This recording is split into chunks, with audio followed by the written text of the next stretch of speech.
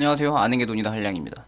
오늘은 교육급여, 교육비에 대해서 설명을 해드릴 텐데 아직 교육급여는 2021년 버전이 안 나왔어요. 그래서 교육비만 최신 버전이라는 거 참고하시기 바랍니다. 부모랑 자녀랑 따로 살고 있을 때 부모 주민등록 주소지에서 신청이고요. 전년도에 받은 사람은 별도 신청이 필요 없습니다. 이미 교육급여 또는 교육비 대상자로 선정이 돼 있다면 필요가 없는데 둘 중에 하나라도 내가 지금 안 받고 있다. 작년에 신청을 했는데 나는 중지, 탈락, 자격이 없는 것으로 결론이 났다. 그러면 다시 신청해 볼 수 있어요.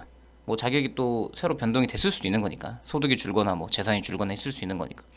다만 초등학교 때 한번 신청해서 교육급여 대상자가 선정이 됐다면 중지됐다라는 통보가 없다면 고등학교 졸업하는 그 순간까지 계속 이어지기 때문에 별도 신청이 필요 없습니다.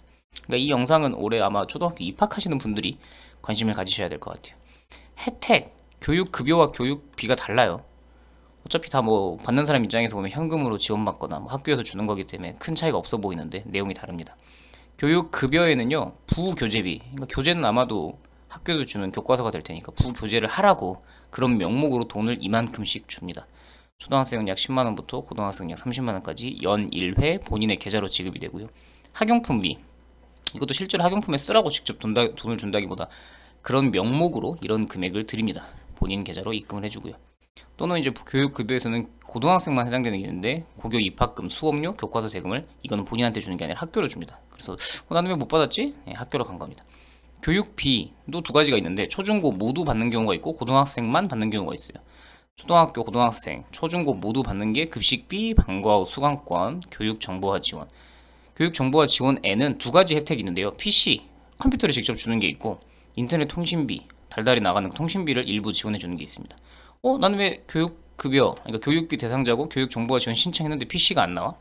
예, 각 혜택별로 자격이 조금씩 또 다릅니다. 여기 광주라고 써놨는데 저는 광주광역시에 살고 있거든요. 그렇기 때문에 내가 교육비 대상자가 선정이 됐다고 해도 이 각각의 혜택에 대해서는 또 안에서 세부적으로 달라지기 때문에 못 받을 수 있습니다. 근데 여기 보면 특히 고등학생만 추가로 주는 이 입학금, 학비 뭐 이런 거 있잖아요. 이거는 광주는 아예 무상교육이라서 별도 신청 절차가 필요 없습니다. 이 교육비 책자인데 시도육교육청 지원 기준, 여기 광주 여기 있죠. 아마 각 교육감을 저희가 직선으로 뽑고 있기 때문에 혜택들이 각각 다를 걸로 당연히 예상이 되는데 고교 학비는 그래서 광주는 뭐 교육비 대상자이건 아니면 일반이건 저소득이건 고소득이건 상관없이 어쨌든 고등학생 학비에 대해서는 무상입니다. 급식비 아까 말씀드렸던 초중고에 대해서도 무상이고요. 고등학생까지 전면 무상 급식이 시행되고 있죠. 방과 후 수강권도 이제 여기서부터는 기준이 있죠. 중위소득의 70%좀 이따 다시 말씀드릴게요. 또는 학교장 추천. 그리고 아까 말했던 컴퓨터. 나 교육비 대상자 선정됐는데 왜 컴퓨터 안 줘? 아까 말씀드렸다시피 의료급여 수급자. 이게 매우 까다로운 기준이거든요. 의료급여가 되려면. 어쨌든 이 안에 들어와야 주기 때문에 나는 못 받았다. 예, 그러면 자격이 이 안에서는 또 안 되신 겁니다. 정보와 지원, 인터넷비 지원해준다던데, 네, 또 그 안에서도 이 안에 들어와야만 지원이 됩니다. 교육급여, 그러니까 차상위가 선정이 돼야 된다. 혜택 이런 게 있었어요. 자격을 이제 살펴볼게요. 첫 번째, 소득 인정액이라는 게 있는데 제 영상 링크들을 이것저것 탐험을 해보시면 아시겠지만 소득이 달라요. 그러니까 우리가 생각하는 소득, 한 달에 150만원 버는데 소득 인정액 150이라고 됐으니까 난 안 되겠네? 그렇게 포기하시기엔 또 이릅니다. 소득 인정액은 정부에서 복지 혜택을 줄 때 만들어낸 개념이거든요. 그러니까 소득과 재산을 합산해서 약간 수식으로 만든 거기 때문에 참고용은 될 수 있지만 소득 인정액을 보고 나서 나는 무조건 안 되겠네 하실 필요도 없어요. 세부적으로 들어가면 매우 달라진다는 거. 공제, 그러니까 빼주는 돈들이 많거든요. 근데 교육급여의 기준, 이 개괄적인 기준을 보자면 중위소득의 50% 이하. 이 말이 무슨 말이냐면 1등부터 대한민국에서 가장 돈을 많이 버는 1위부터 가장 마지막 뭐 등수로 매기기엔 좀 그렇고 어쨌든 한 줄로 쭉 나열했을 때 가운데 있는 사람을 중위소득 그렇게 부르거든요. 근데 그 사람의 50%니까 실제로는 전체에서 한 하위 25% 아래에서 4등분을 나눴을 때 가장 아래에 있는 중위소득의 50%총 전체 금액으로 전체 인구로 따졌을 때는 25%에 해당되는 사람만 받을 수 있다. 그렇기 때문에 교육급여를 받는다는 건 꽤 어려운 일입니다. 실질적으로. 교육비는 아까 보여드렸다시피 뭐 광주는 무상교육이 이미 실시되는 것도 있고 어떤 것들은 각 조건에 따라서 기준이 다르다는 거. 그리고 소득 인정액 중에서는 재산을 보는 게 있거든요. 그럼 재산은 내가 어느 정도 있어야 되냐? 뭐 집도 있을 테고 살고 있는 집, 토지, 은행 예금, 보험, 분양 우리가 생각하고 있는 돈 되는 것이 모두 다 재산입니다. 그게 광주광역시를 기준으로 보면 6,900만 원까지는 공제. 그게 무슨 말이냐? 빼줘요. 6,900만 원은 사는데 필수적인 금액이니까 이건 우리가 없는 걸로 볼게 라고 아예 제외해 줍니다. 이걸 넘어가는 금액에 대해서만 4에서 6%를 소득으로 전환해요. 1,000만 원이면은 곱하기 4% 하면은 월 소득으로 약 40만 원이 있는 사람이 됩니다. 한번 보여드릴까요?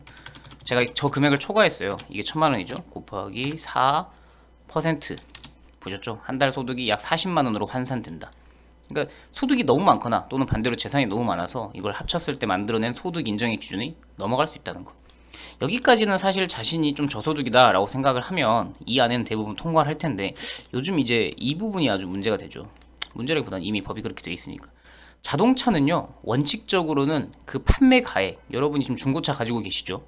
뭐 제 차가 예를 들면 300만 원짜리라고 해볼게요. 그렇게 비싸지도 않아요. 좋은 차도 아니고. 300만 원이면 경차 한 5년 넘은 것들도 다 그 정도 할 텐데, 그 300만 원짜리 판매 가액을 월 소득으로 봅니다. 나 한 달 소득이 100만 원밖에 없는데? 아니요. 자동차 300만 원까지 더해서 월 400만 원짜리 고소득자가 되시는 겁니다. 그래서 차가 있으면 안 된다는 얘기가 이런 얘기고, 다만 예외적으로 그 차의 판매 가액을 100%를 환산하는 게 아니라 4.1%로만 환산하는 게 있어요. 1,000만 원짜리 차라면은 월 소득 41만 7천 원이 되니까 이건 가능성이 있는 거죠.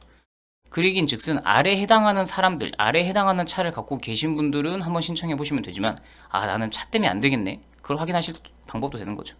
등록 장애인의 2000cc 미만 자동차는요, 여기 심한 장애인 2500cc 미만까지 이 두 경우에는 4.17%로 환산하고, 또 장애인의 승합차나 1톤 화물차, 교육급여에서는 2000cc 미만이면서 차가 10년 넘은 거, 내가 산 차, 중고로 샀을 때 내가 산 그 날짜를 기준으로 하는 게 아니라 몇 년씩이라는 게 있죠. 차가 자동차 등록증에 보시면 뭐 2005년식, 그걸 기준으로 했을 때 약 10년이 넘어야 됩니다. 이 두 가지 엔드니까 2000cc 미만이면서 10년이 넘은 차를 갖고 계시면 한번 도전해 보실 만하고요. 또는 2000cc 미만이면서 자동차 가액이 500만 원이 안 되는 차다. 나 차량은 10년이 안 됐는데, 한 3년밖에 안 됐는데 이 차 정말 저렴하게 사서 500만 원이 안 될 것 같은데, 그러면은 또 한번 신청해 보시면 됩니다. 또는 가구원이 6인 이상이거나 또는 자녀가 3명, 그러니까 다자녀라고 하죠. 이런 경우에는 2000cc 500 미만의 차가 7인 10년 이상 됐을 때, 그러니까 여기서 보시면은 2500cc가 넘는 차를 갖고 있다. 그분은 월 소득 100%로 환산이 되니 교육급여를 받기에는 정말 어렵다 라고 생각하시면 됩니다. 교육비를 볼까요? 교육비에서 자동차 기준은요, 역시나 2500cc를 기준으로 하고 있고, 여기는 특이하게 cc 기준이 없이 3자녀 이상이면 그러면 이분은 자동차 cc를 안 볼게, 조금 고급차를 갖고 계셔도 우리가 그거를 뭐 4.17%만 볼게 라는 겁니다. 보이시죠? 뭐 6년 이상 되는 차, 여기도 cc 기준이 없어요. 뭐 차량이 좀 오래된 6년 이상 된 차를 갖고 있다면 교육비 정도는 혜택을 받을 수도 있겠다라는 겁니다. 11인승 이상 승합차라든지 아니면 260cc 이하 이륜차라든지. 무엇을 가지고 가셔야 되냐면, 인터넷으로도 당연히 되죠. 요즘에는 뭐 복지로 뭐 핸드폰 어플에서도 되는 서비스들이 있던데, 어쨌든 인터넷으로도 신청이 됩니다. 신청서 같은 거고, 가실 때 내 임대차 계약서, 자가는 필요 없겠지만 이제 다른 사람 집에 전월세를 살고 있거나 아니면 뭐 친인척 집, 부모님 집에 살고 있거나 하는 경우에는 그 준비된 서류를 가지고 가셔야 되고, 어차피 가족관계 증명서는 거기서 뗄 테니까 필요 없고. 그러면 어떻게 결과가 오냐? 3월달에 보통 집중 접수를 하는데 3월에 놓쳤다고 접수가 안 되냐? 그렇지 않습니다. 연중 내내 접수니까 내가 깜빡했다라고 해도 언제든지 접수할 수 있고요. 요 구청, 지자체에서 이제 소득재산 조사를 30일에서 60일 이렇게 2달 정도 합니다.